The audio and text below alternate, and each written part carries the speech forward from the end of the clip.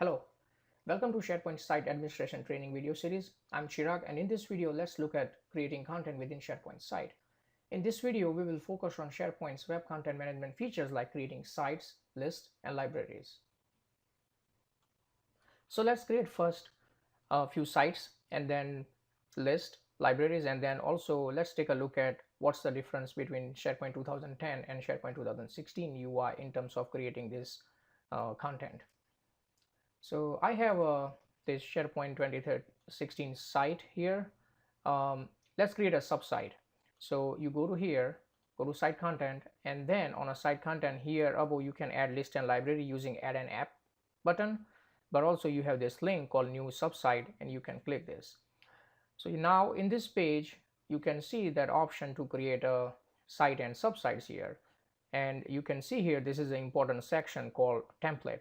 So this is a site templates, and you can see for now we have these two options, and then collaboration enterprise templates, and in collaboration section we have team site, blog site, project sites, and community site templates which are appearing. Before I actually go ahead and create a subsite using one of these template, I would like to mention one thing is that this is not the only limited options you have available. There are also lots of other site templates that do not appear here, which is basically that appears when you enable certain features which leverages those site templates. So let's create a blog site. So I'm getting my blog site. You can put title and description, anything, a simple blog site, and then say my blog. So this actually determines your website address, and then you select the blog here. This particular section actually affects your how the permission works in your site, which we will take a little bit of a deeper look into later videos. So for now, just I'm going by the default inherit permission from the parent site, which is actually the Contoso root site. Okay. Then navigation and inheritance, we will look into it in the detail later, but for now I'm just creating a subsite. So behind the scenes right now SharePoint is provisioning a site, my blog, based on the blog template, and you can see here that this is how your blog site looks in SharePoint 2016. You can create a blog post here. You can manage posts from using this link. You can see that by default I have one blog here, and when I go to home actually I have this, right? So, and you can also manage comments, categories, right? So this is the blog site template. Now let's go back and then site content. Actually, let me do one thing. Site settings, top link bar. I'm just clicking this for now so that my blog site refers the navigation from parent site. So I have all the links. So I'm right now on the root.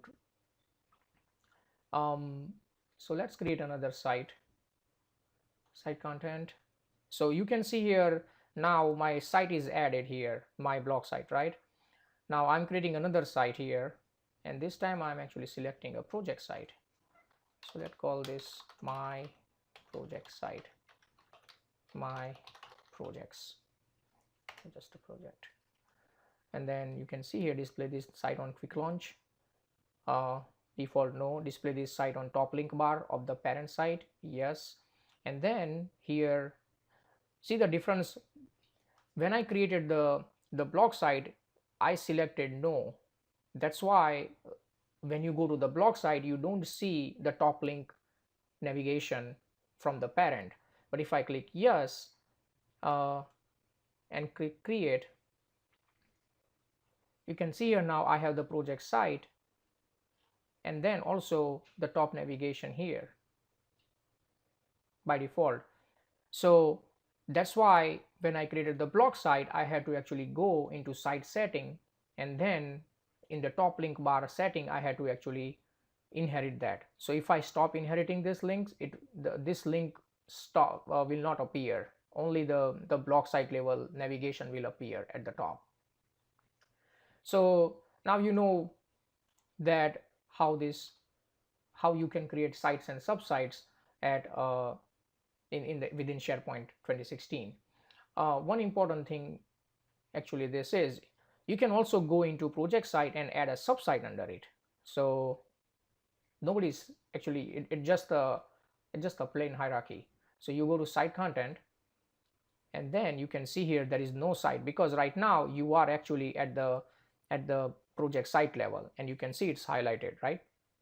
Similar to, you can go to block site and add another subsite to it. So right now you are at the block site, and you can see that only this lists are appearing. So which is actually, this is how your SharePoint defines content hierarchy within SharePoint. So you can go in a block site and create even a team site under it. So this is how create the hierarchy, and same, all the rules follows the same thing. You define whether you want to show your site into quick launch or not, which is basically the left section area. So let's say if I click yes, let's say team 1,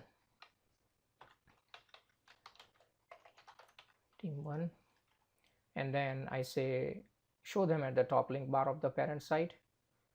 I would go by no, but here you can see that I have selected display this site in a quick launch of the parent site. Yes. See what happens when I create a team site subsite under a block site.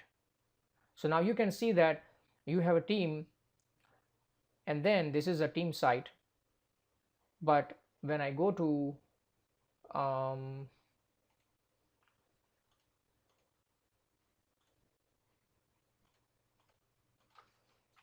at the block site level, and you can see that this is a my block site, but then if I go to site contents, then I have a team site here under block site. So now you have seen like how you can create site based on site templates. Let's see how you can create list into SharePoint using list templates. So I'm here, SharePoint root, I'm adding an app, and this time I'm actually creating a task list. Give it daily task, create. You can see we have a task list here. You can see that at the top of the task list here you have a timeline, and then this section allows you to add new records to the task, new task to this list. You can create multiple lists based on the same template. Let's add another list called links. My links, create, and you have a links list which allows you to add links to it, right? So if I, let's say google.com, Google site, and you can add Google site link as a note. You create, and you can see that you have a new link as a record in this list. Similar to a task list, you can add new link. Let's say create a calendar, and I'm adding. So this is the task list, so it has a start date and due date, and you can I can choose, let's say 17. I can put myself, assign this task to myself, or I can assign the task to anybody, any other person also. So for now I'm just adding myself here. If I click show more here, it actually has other fields. As you can see, you can choose a priority, and then you can also choose the task status, right? So right now I'm putting this as a not started and adding a record. So now I have the first entry here in my task list. So and this is actually good thing, because then if I want to add this task into my timeline, all I do is simply create this button and then click this add to timeline, and then you can see that the task is now appearing in my timeline. I can also go ahead and then create a subtask for this particular primary task. So you can see that these are the cool features that a task list provides you into SharePoint. Let's create actually a calendar, and then here is the calendar. Let's put it says my events. and you have your first calendar. You click it and you can see you have a calendar. So, and then you can see that if you hover over, you can see into each date, you can see this add link where you can just click it and then start adding your events into this calendar. And then once you save it, it actually creates an entry. So let's say summer conference, location, let's say New York, date is 17, and then you can also put the same date, description, conference for all executives. You can put also category called get together, and then you can say it is an all day event, and then you save it, and now here it is. At the 17th date, you have this summer conference in your calendar, your first event in your calendar. Now, when you try to add a list, you can see these are the different templates. Now, what if you want to create a blank list and then have a complete control over what columns you actually add? So let's see, if I go to SharePoint, this homepage, and then go to daily task, you can see that for task list you have columns automatically added to that list. Task name, due date, assigned to, these are automatic columns because when you create a task list, that list template actually defines this column as a member of that list. Similar to in links, actually you have URL and node field, and events you can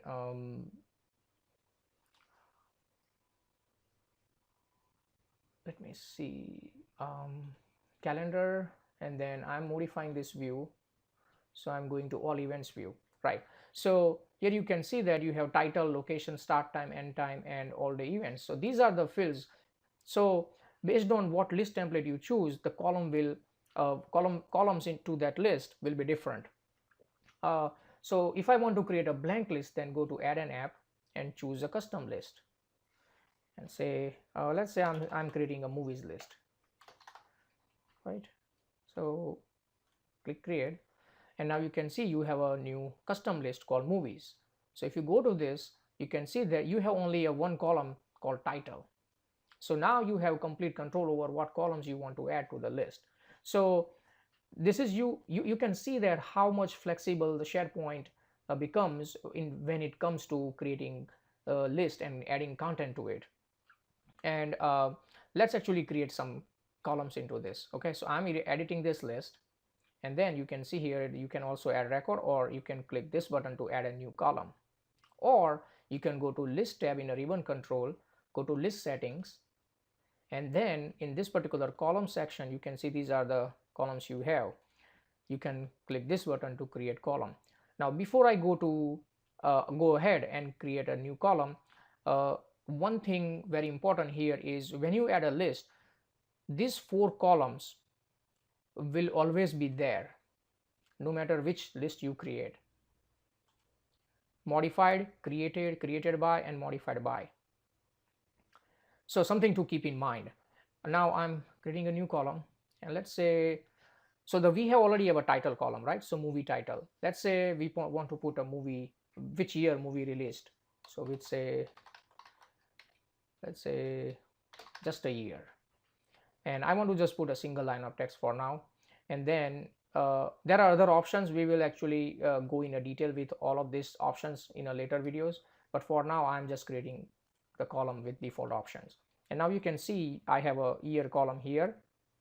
So if I click movies here, then you can see year column is added. So if I add a new item here, you can see now year column gives me the option to put the data for the year field. So I'm just putting, says let's say a movie, Chasing Liberty, and year 2004. Save, and you can see I have a first record in my custom list now. So let's talk about adding document libraries into your SharePoint site. I already have a one document library because this is a team site, Team site actually by default has one document library, and you can see I have added some documents here. Let's go ahead and create a picture library. Add a document library, select picture library template, and give a name, let's say cars. I have some pictures of cars, so go to cars, and then I'm adding some pictures here. So once I drag and drop the pictures from my local machine, and then you can see here now I have 4 pictures of car, right? And this is another example that the SharePoint has ability to actually define a different view based on different types of library as well, not just list. So if you go to documents library, the document doesn't appear in a thumbnail view, but in a picture library, the picture appears in a thumbnail view, and you can see here nice animation. So similar to regular SharePoint list, you can add also columns to document libraries.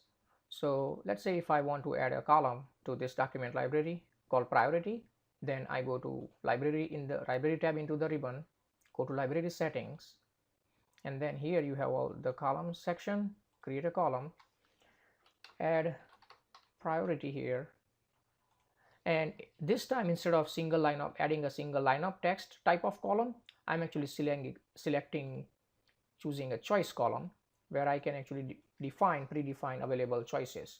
So let's say first is high, normal, low, and then I click OK. And if I go to documents library, clicking here or here, it's the same thing. Now you can see I have a priority column here. Now if I want to actually add some values, I want to populate this priority field for these documents, I go here and click this, rename, and then you have this here. So let's say I give a high. Okay, so now you can see high value is populated here. Again, do this for this, rename, normal,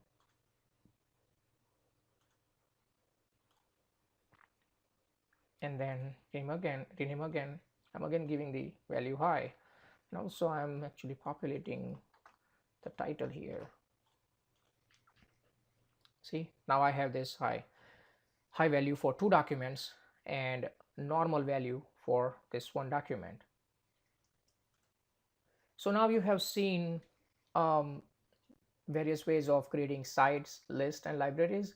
Let's see what is the difference between SharePoint 2010 site. There is a huge difference in actually 2010 version of SharePoint in terms of how UI gives you options and the look and feel. So I just wanted to give you some sort of an overview. So here it is a team site here it is one team site in a SharePoint 2010, and you can see that the controls are actually a little bit of a different places. So you have the site actions, which basically this menu. So you can also see that here there is a huge difference. So and also in 2010 you have kind of like more options in a menu. One is that you can directly create a document library just by adding this. You can also add new site just right from this menu, which is not present in SharePoint 2016 one. And you have this view all site content, which is actually there but with the new label called site content. So I just click that site content page, and you can see here this is our site content page. So compare this with the SharePoint 2013 site content page. So this is our SharePoint 2016 site content page, and this is our SharePoint 2010 site content page. This is much organized, and I like this view. And you can also have you can see here is also a drop down where you can say, oh, I'm only interested in document libraries. So actually the page actually filters the available document libraries that you created in that site, and the rest of the stuff gets hidden. You can also say, oh, show me only lists, and it will only show you the list that are added to that site. Similar to, you can say, oh, I'm only interested in actually all the subsite. So you can see here I have one blog site here. So I like SharePoint 2010 site content page comparing to SharePoint 2016 one, but it's still manageable. Another difference here you can see is how you can create a list and libraries here. So you can see here a create, which is basically in 2016, it's add an app button here. So if I create list, a dialog page appears, and you have lots of option of filtering here right into the dialog, which is not there in a SharePoint 2016, where you can see that you have this flat view of the page. So depend on how the user says, it's actually kind of flexible. So if I want to create, let's say, site, then I just say show me all the sites and with all the categories, and I have all the site templates right here. And then if I click all types here, because I created the create button only gives me to create the site here, you can see that the reason is because here I have the filter sites and workspace. So if I say all site content, and if I click this create button, you will see that I have now option for library, list, page, and then sites. So this is the huge difference between how SharePoint 2010 gives you option for adding content to SharePoint compared to 2016 one. This concludes the video. Thanks for listening. Bye.